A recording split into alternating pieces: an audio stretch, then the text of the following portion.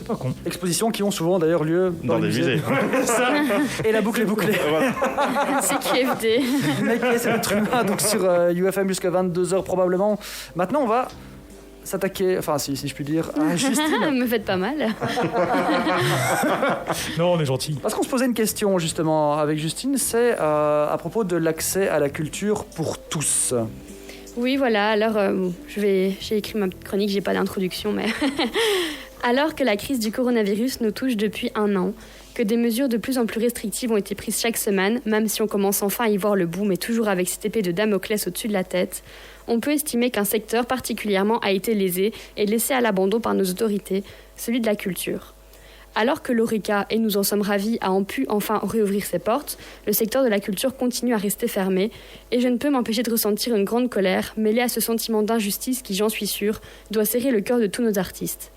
Pourquoi continuer de nous empêcher, nous, les Belges, de profiter de cette diversité foisonnante de cultures qui nous entoure ici, au pays de la frite ? Nos politiques ont-ils décidé que ce secteur était moins important qu'un autre ? Et si oui, quelle erreur ont-ils commise ? Que peut-il y avoir de plus important que la culture ? Celle qui ouvre l'esprit, celle qui nourrit l'âme, qui provoque les débats d'idées, fomente l'esprit critique, encourage l'ouverture, fait voyager, fait rêver, fait danser et fait chanter. Puis, en Belgique, il y en a des domaines où l'on peut être fier au niveau culturel, car même si elle n'est pas la plus populaire pour le tourisme, elle recèle de trésors cachés ou non. Le premier secteur à être totalement à l'arrêt depuis 1 an, c'est bien le secteur de la chanson. Qu'est-ce que ça nous manque de pouvoir aller écouter Stromae, Céla Sou, Lara Fabian, Axel Red, Angèle, Roméo Elvis, Steve Barrow, Loïc Notet, Alice on the Roof, Damso sur les grandes scènes de notre pays, Dimitri Vegas, Lost Frequencies, Henri PFR dans les festivals. Et les chanteurs locaux, plus méconnus mais dont le talent n'est pas en reste, dans les discothèques, les bars, piano-bars, les petites salles et même dans la rue. Tous ces talents que l'on pouvait découvrir lors d'une sortie en famille ont quitté les restaurants et les petits quartiers de Belgique pour rentrer chez eux, où leur manière de s'exprimer a été réduite à quelques vidéos sur les réseaux sociaux au maximum. Mais la culture ne se résume pas à la musique. L'art, c'est aussi le cinéma, le théâtre, le cirque. Nos acteurs du monde, mais surtout nos chouchous belges, nous manquent sur les écrans. Quelle est notre hâte de revoir un film avec Virginie Efira, Cécile de France, Benoît Poelvoort, Émilie Dequesne, François Damien, Déborah François et tant d'autres. Et quelle tristesse pour Joachim Lafosse, Bouli Lanners, Stijn Konings, Jaco van Dormael, les frères Dardenne, Lucas Delvaux, de ne pas pouvoir les mettre en scène. Mais si eux ont sûrement de quoi vivre sereinement depuis le début de la pandémie, qu'en est-il des artistes qui essayent de lancer leur carrière ? Ceux qui rêvent de devenir comédiens, acteurs, réalisateurs, ou ceux qui le sont déjà mais qui n'ont pas encore réussi à en faire leur gagne-pain. Que deviennent-ils depuis 1 an ? Et tout le monde du théâtre, alors que rien que sur Bruxelles et ses communes, il en existe plus de 80, ce sont des centaines, des milliers d'acteurs, de réalisateurs, de monteurs, d'ingénieurs du son, d'accessoiristes, de costumiers, d'infographistes, de maquilleurs, de cascadeurs et j'en passe, tant de personnes qui sont en apnée depuis près d'1 an, sans savoir si demain sera plus serein qu'hier. Là, j'oublie les humoristes, ne dit-on pas que les gens les plus drôles sont au fond les plus tristes ? Pensons à eux privés de leur public, privés des rires qui les galvanisent, des applaudissements qui les rendent fiers. Pensons à Laura Lone, Virginie Hoc, Laurence Bibot, Guillaume, André Lamy, les Taloches et bien d'autres qui n'ont plus grand monde à faire rire, à part peut-être leurs 2 contacts rapprochés. Et tous les petits humoristes locaux qui se plaisent à faire rire de plus petites salles, et répétons-le, dont le talent est parfois aussi présent que pour des grands artistes, mais dont le moment de gloire n'est pas encore arrivé. Eux aussi ont regagné la maison et ont perdu le public qui les animait. Et qu'en est-il de nos musiciens, nos orchestres, nos fanfares locales, nos danseurs, et notre folklore, celui qui fédère et qui rassemble, celui qui nous fait vibrer, chanter, pleurer. Quel me manque ma Ducasse-Date, mes géants, mon sauvage, mon gouillasse.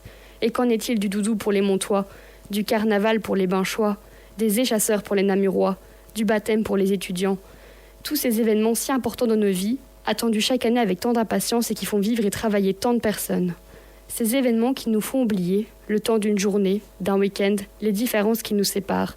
Ces événements qui nous font serrer des inconnus dans les bras, qui nous permettent de gueuler que les Atois, les Montois, les Namurois, Auchois ne périront pas. Ces moments-là, ces instants uniques qui nous sont volés depuis 1 an nous manquent terriblement. On a pu retrouver certains de nos artistes dans les musées, une partie de la culture qui nous est redevenue accessible, ou du moins à ceux pour qui la crise a laissé de quoi payer le billet d'entrée. Les expositions de nos photographes, les croquis de nos dessinateurs, les œuvres de nos peintres aussi avaient manqué, et quel plaisir de les retrouver. Vous savez quoi ? L'année prochaine, ou celle d'après, peu importe, quand tout ce cauchemar sera derrière nous, je ne dirai plus non. Je ne dirai plus non à un restaurant, car la nourriture aussi fait partie de notre patrimoine culturel. Je ne refuserai plus jamais une pizza entre amis, un paquet de frites en famille, un restaurant gastronomique en amoureux. Ça sera oui, oui et encore oui. Ma balance dira peut-être non, mais qu'importe. On n'a qu'une vie, et assez de jours, d'heures et de minutes en ont été gâchés. Je ne dirai plus non à une connaissance qui me propose d'aller voir un spectacle. Même si le thème ne m'intéresse pas, même si je suis fatiguée, même si j'aime pas le comédien, même si j'ai mieux à faire et même si c'est nul. Parce que derrière tout ça, il y a des êtres humains qui ont assez souffert pour une vie, je pense. Je ne dirai plus non à un concert, même si c'est du rap et que j'aime pas ça, parce que dans la voix de l'artiste, on pourra entendre l'émotion de retrouver la scène. Je ne dirai plus non à un cinéma, même si c'est un fantastique, même si la critique est dégueulasse, et même si je l'ai déjà vu, parce que derrière, des centaines de personnes ont travaillé, ont attendu, ont espéré. Je ne dirai plus non à une visite au musée, même si ma compréhension de l'art moderne se résume à celle d'Omar Sy dans Intouchable, même si mon copain m'oblige à aller voir les squelettes des dinosaures pour la 42e fois, même si c'est le musée du chat et qu'il a créé tant de polémiques sur le bien fondé de sa création. Quand tout ça sera fini, j'irai brûler la marronne de Goliath avant son mariage, j'irai marcher derrière le quart d'or et attraper un crin de dragon, je mettrai mes sabots et j'irai taper des pieds avec les Gilles, j'irai acclamer les Mélans et les Avrès pendant leur combat. Quand tout ça sera fini, j'irai me faire baptiser, même si je serai déjà en master, même si je suis déjà diplômée. J'irai faire ma bleusaille, même si on m'insulte, même si je finis bourrée, même si je n'arrive pas à vendre assez de bics, je les paierai moi-même. Quand tout ça sera fini, j'irai à Dour, à Ronquière, à Tomorrowland, aux Ardentes, aux Francopholies, au Pukkelpop, applaudir nos chanteurs et nos DJ. Je dormirai en tente même si j'aime pas ça, même si j'ai mal au dos, même si je me fais piquer par les moustiques et même s'il pleut. Et quand tout ça sera fini, j'irai mettre des fleurs sur les tombes de Jacques Brel, de Pierre Rapsat, de Morane, de Johnny, de Magritte, de Van Gogh, d'Hergé, de Peyo, d'Annie Cordy, pour leur dire qu'ils ont eu de la chance de pas voir tout ça. Merci beaucoup, Justine. Merci, Justine. C'est très justement dit. C'est vrai que derrière ça, je trouve qu'il y a quand même une question qui se pose, c'est de savoir, est-ce que pour vous,